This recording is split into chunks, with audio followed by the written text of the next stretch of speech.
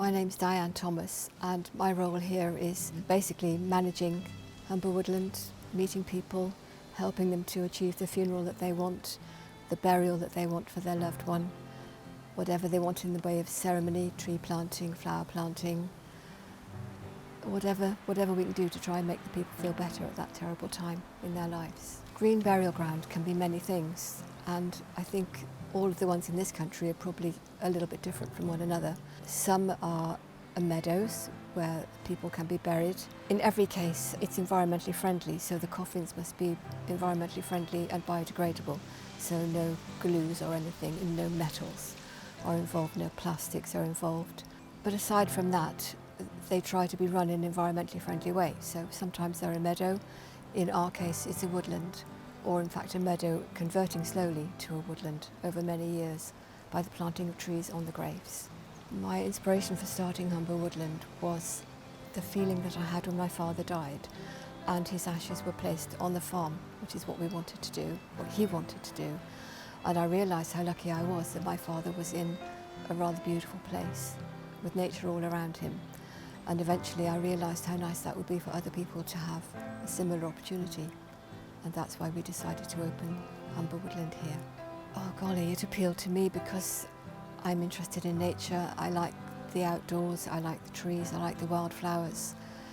Even my garden was a wild garden. So it appeals to me because I like to have this lovely environment, and also I very much like to help people, and I meet such lovely people who also have the same outlook. It's a more environmentally friendly form of burial, firstly because no glues are allowed, no embalming is allowed. The coffins have to be environmentally friendly and biodegradable. And also it's environmentally friendly because it is managed in an environmentally friendly way. So all the planting is native. We have lots of native wildflowers here and lots of native English trees. And they encourage all the insects, all the birds, all the wild animals there are. There's just everything here. When my daughter is mowing, she gets engulfed with butterflies which sort of spring up from around the mower as she goes by. So we try to strike a balance between enough mowing for it to look cared for and for it to be cared for, but enough wild areas to encourage the wildlife.